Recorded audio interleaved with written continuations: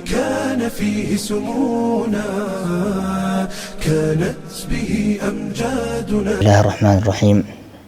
الحمد لله رب العالمين، ثم الصلاة والسلام على أشرف خلق الله نبينا محمد وعلى آله وصحبه وسلم.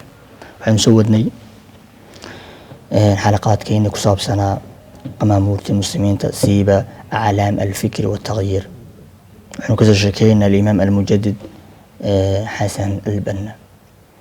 xilligii uu noolaa alimaam xasan albanna wadciga caalamka muslimiintu wadci aada u musriya oo aada u xun buu ahaa oo aada waxa weeyaan u kala jabeen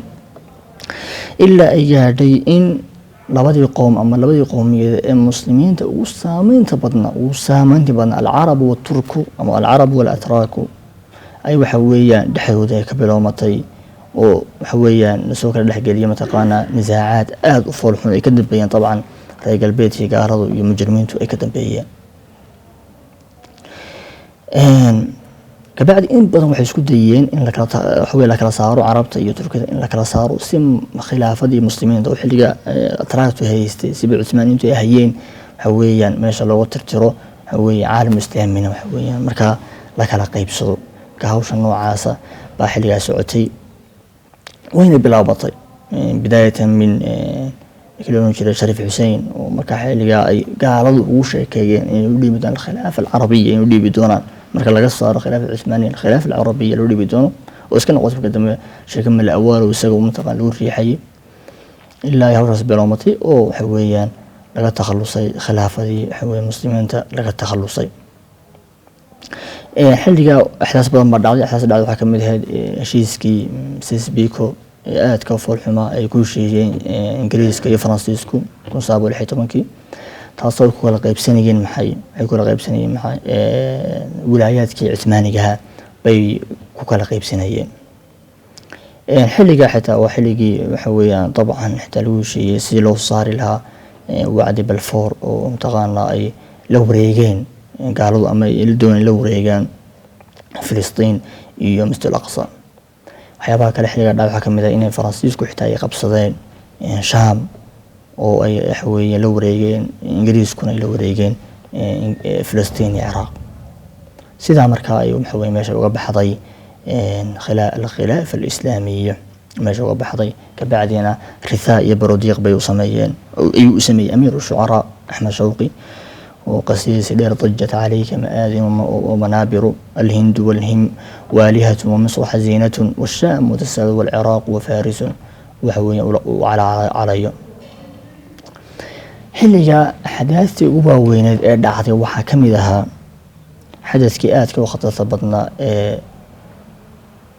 كساب سنة كتابك وتألفي نكل أورنجي على عبد الرازق كتابك الأورنجي الإسلام وأصول الحكم. كتاب كاسو أها كتاب آد بحويا المسلمين تأكل تشبيي وحويا وكهل لي طبعا قضية وكهل لي هاد الإسلام كا يقول لك صاروا حويا سياسة ضيو دين يلا كلا صاروا خوش النوع عاسى أيوه حويا بدقية نكاس ولي طبعا الأزهري والشيخ وقاضي شرعي أنت أصبح سوى أبوض أنا كتاب كالنوع عاسى ودي وألفي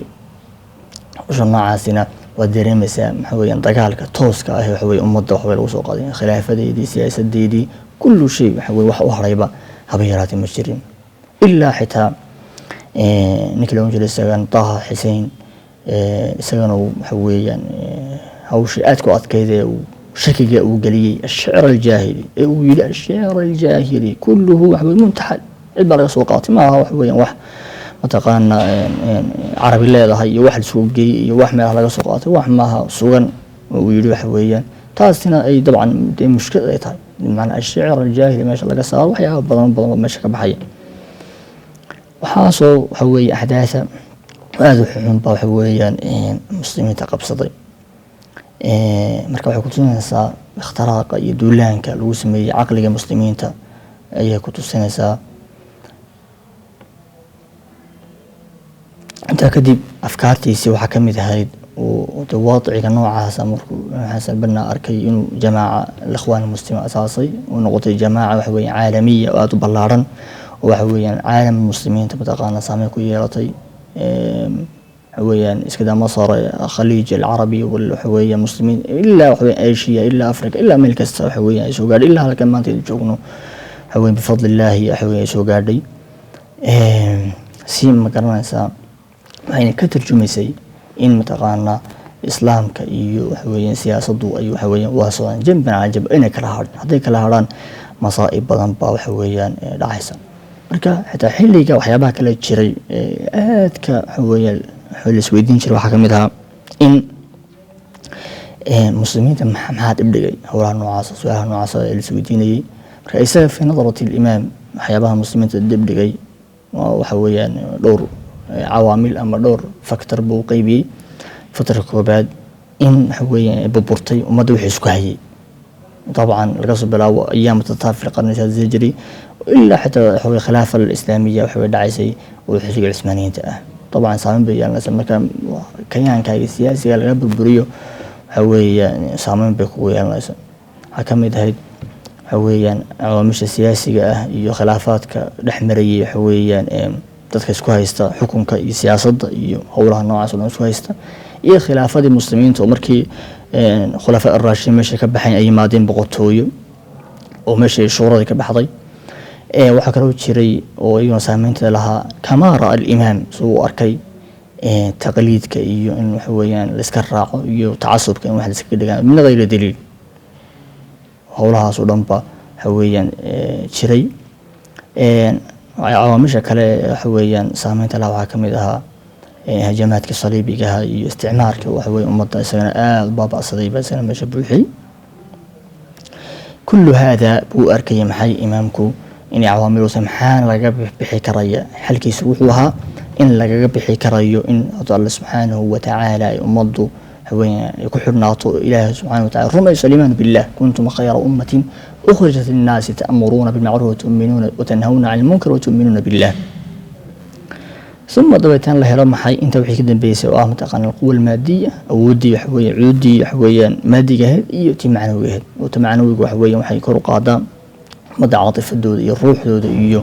حويا بكرو قاسة كبعدين القوة المادية ومتقانا إنه مد حوق إذا حوي سوعشته سيسير العصو حويا احتلال كي استعمار كا هايستا كإمامك وحا إمامك آتك وجليل كأبوها waxaa lagu amaanayna masoo koobi karno aqwaasha lagu amaanay hadii mid iyo laba ka soo qaadano waxa kamid aha Dr. Maxamed Mudan Shariif ilaahay soo xaweedaayay xuri la a'lam muslihan في العصر الحديث انتشرت دعوته هذا الانتشار وأقبل على فكرته موافق له مخالف ما أركن بول قف دعوة صوفافتي سيدا حوي دعوة الإمام حسن البنا وفافتي ما أركن بول لي انت يمكن وراء وفكرة زي أقبلين مد وافق سن إيو مد خلاف سن انت بوح ويان أقبلين مركا وحين لين هاي الله سبحانه وتعالى أعلامتها هون حريستو إننا وحين لو بهاي إنه واقعين وحين هايستي مشاكل شينا إنه آخر السنة وسفي عنا إنه سي إنه حويان هدو تولد ونقون ضد حويان تاريخ ذا هالقلي سامينا حويان عالم الإسلامي وأمدينا حويان كله وصلى الله على سيدنا محمد.